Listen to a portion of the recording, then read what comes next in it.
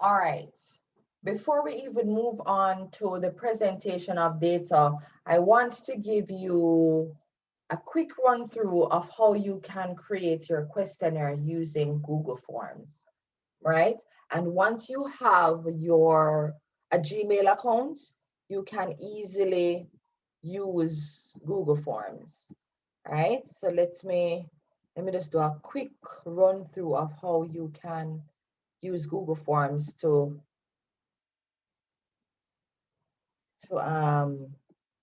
collect your data, especially in COVID times.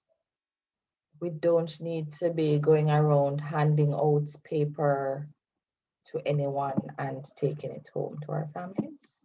So let me show you how to use Google Forms. Am I sharing my screen? All right, so now you're inside of Gmail. The next thing you'll do from here, you'll click on these dots. You'll see all of the apps that Google offers.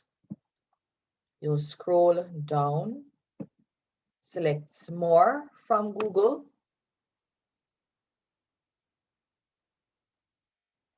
Select more from Google.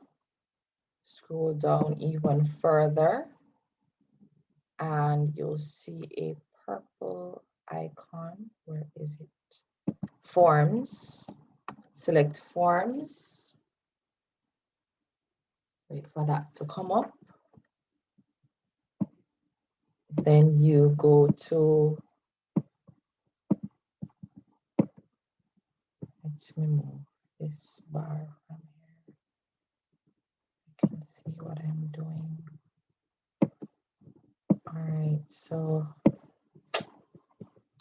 stop doing that. So we select personal and select Google, select go to Google Forms. Wait for it to come up. You can create a blank template.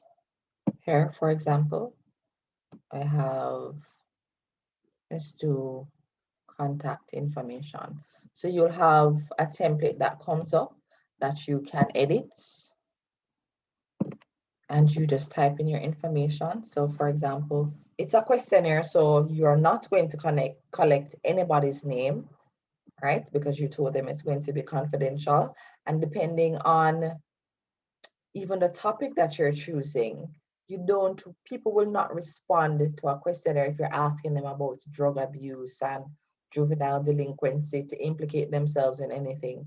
So questionnaires are supposed to be confidential, so you don't collect names. So in that case, you can delete, select this, it's a bin here, and delete it, right? Remember, I just randomly selected a template and I selected contact information. Of all the ones that I chose, I selected contact information. But I just wanted to have something that already had some content, so I can just quickly show you what to do.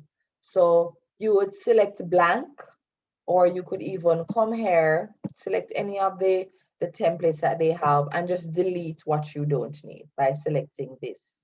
So you can type in the question. So say you can ask, to which age group do you belong? Right? And you would select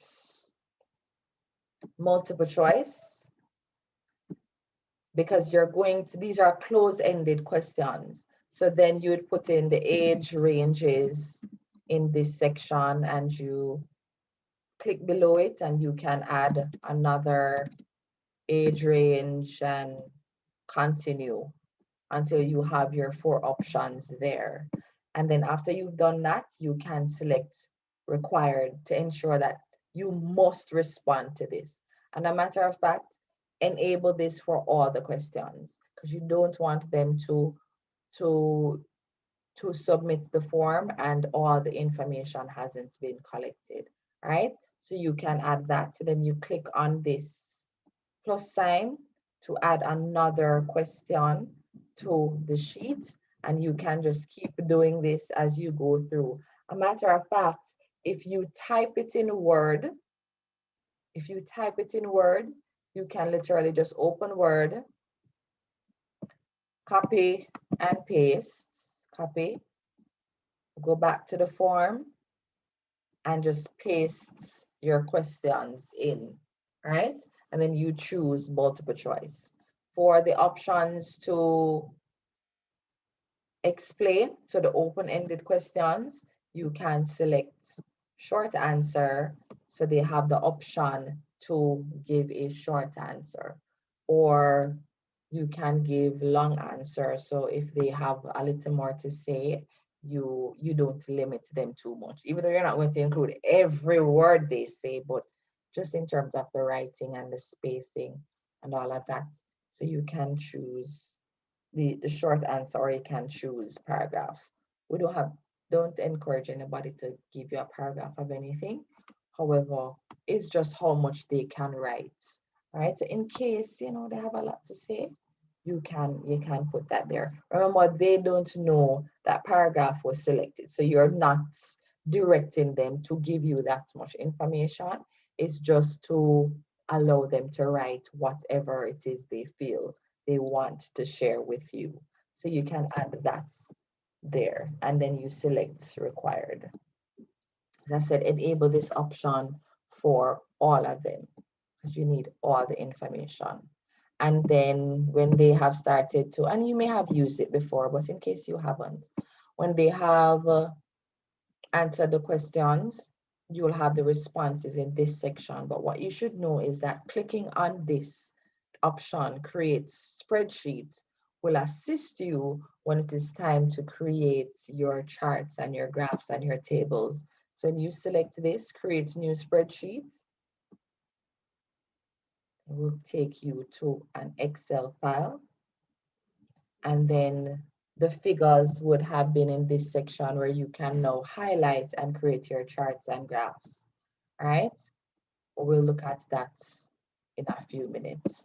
But this is just designing your instrument. So you can type all of your questions in Word, and then you come here and add, copy and paste the information in the options there. You have this to change the theme. So you can click on the color, update an image, whatever you want to do. This is the preview, and this is where you get the link. When you select send, Oh, this box is just everywhere I'm clicking. You can select this icon here to show you the link. You can shorten it so you don't have to send that long link, but it's just as effective. And you select copy, and then you can post it to your WhatsApp or post it wherever you're going to, or post it in a chat, whatever method you're going to use to get the information out. You just copy and paste it there and send it out. All right, so I just wanted to run through that with you as quickly as possible. So you go to Google Forms and you have the video, so you can rewind and see all of that. All right, so that's what I wanted to show you where that is concerned. All right, I'm getting into my Barry White voice. Don't give me a second. All right, so what's that little water do? All right, so where are we heading? Yeah, I diverted to show you the steps to creating your Google Forms. So what's next, Yannick? What's next?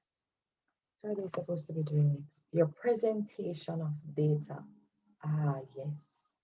Presentation of data. Alrighty.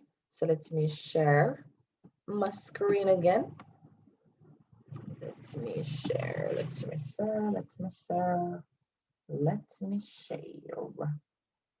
Alrighty. And we're back to this. So presentation of data. Data presented, come on, not right now. Data, I thought my mic was muted. I was about to throw away the laptop because I would not have recorded all of that over again. All right, Presentation of data. So after you've collected your information, so you've gone in, you've designed your instrument, you've sent out your link, you've collected your information, you're going to now present your data. To get full marks, to get the full 6 marks for your presentation of data, you must ensure that data is presented using tables, graphs, and charts that are appropriate and well labeled as well as accurate. So you need charts, graphs, tables. Not to say you only need 3, but you must have these 3 types of graphical representations for your information. So not 3 graphical representations in total, but the 3 types, right? So if you are going to be presenting, say your questionnaire had 12 questions, you must represent the age in your presentation of data. You must represent the sex in your presentation of data, right? And then you can include about 4 or 5 other charts, graphs, tables, not each, in total.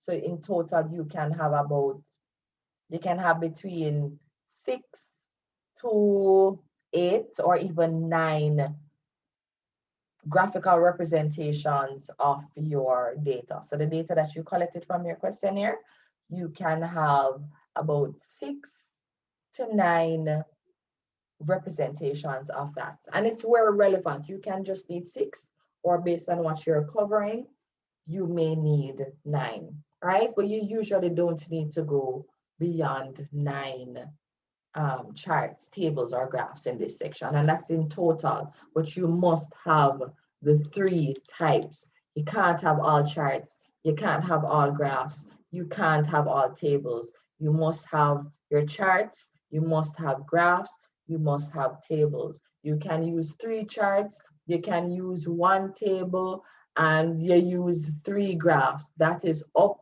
to you, but ensure that the 3 methods or the 3 forms of graphical representations have been included to ensure that you get the 6 marks, right? So I'm going to create another checklist for your presentation of data. All right. So let me show you how you design these instruments. Let me just do that quickly. All right, so you have your questionnaires, so you have your responses. The thing is, if you use Google Forms, this is already done for you. So, because once you select that little green plus, it will show you your information. It will show you the numbers, right? And so, for example, now you have water 10, light 10, cable 5, just random figures that I included. So I'm going to select the area, then I'm going to go to insert, then I'm going to go and look for my charts. I can select any pie chart from here, and this information would have been represented here. However, this is incomplete and you would not get full marks for having it like this. Your chart must have a title, right? And that title should look something like this. Pie chart showing utilities.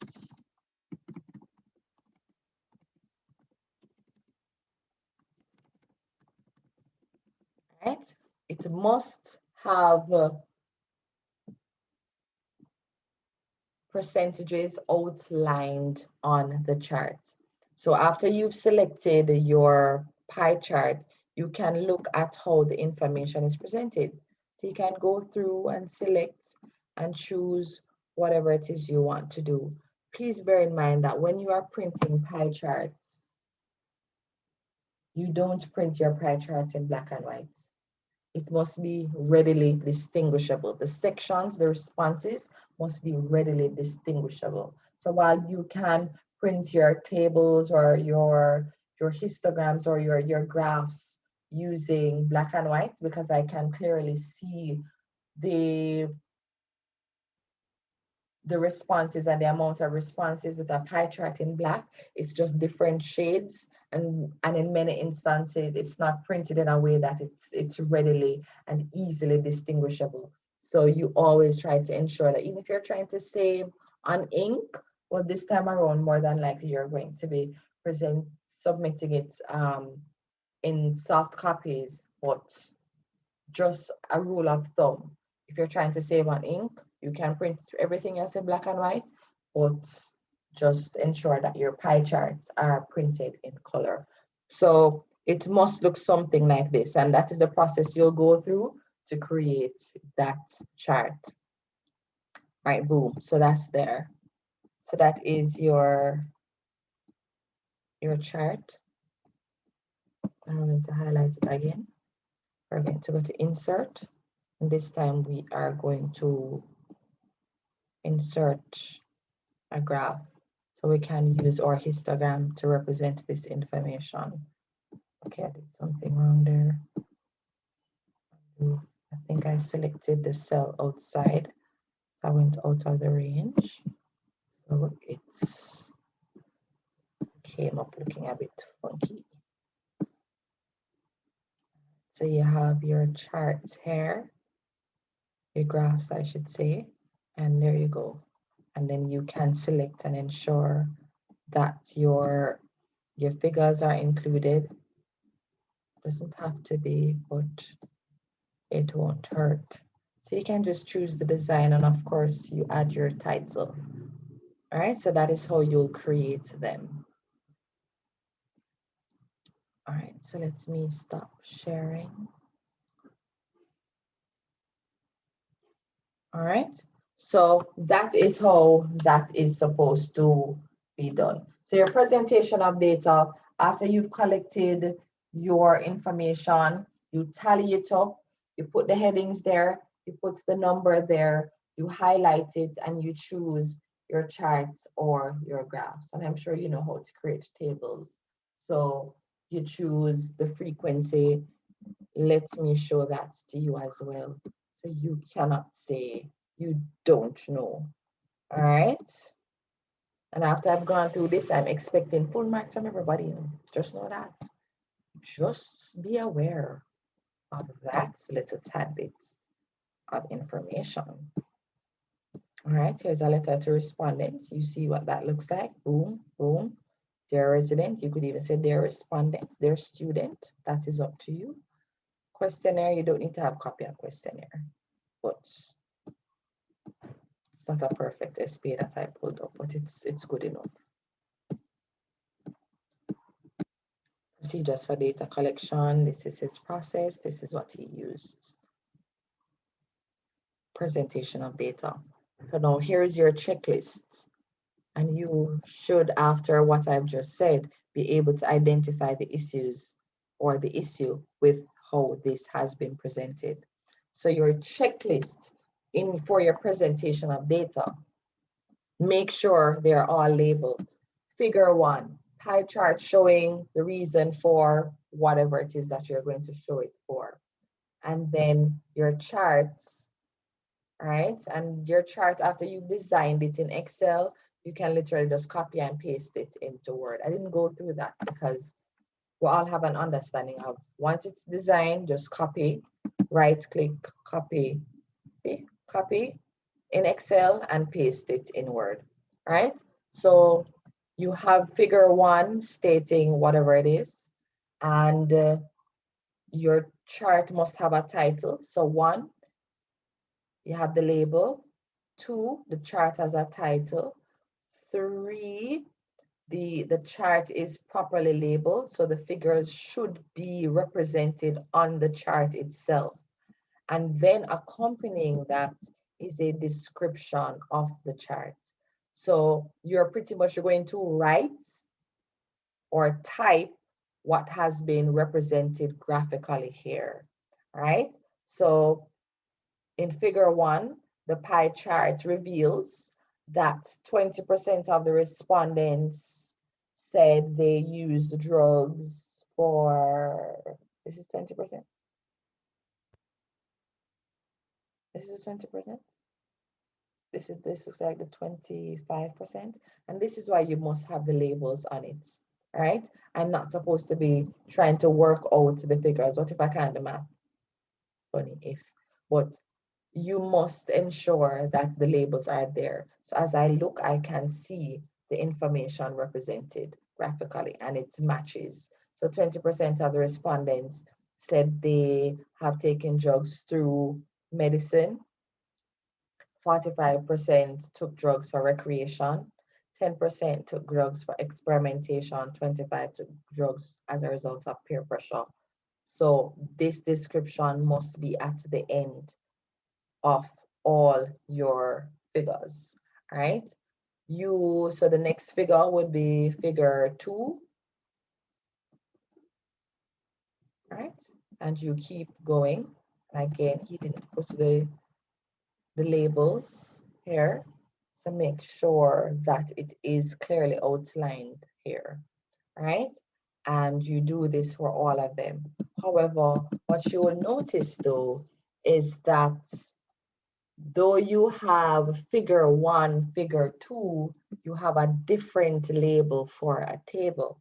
So this is your first table. So you're not going to put figure 3 because it's not a figure, it is a table. So this would be table 1.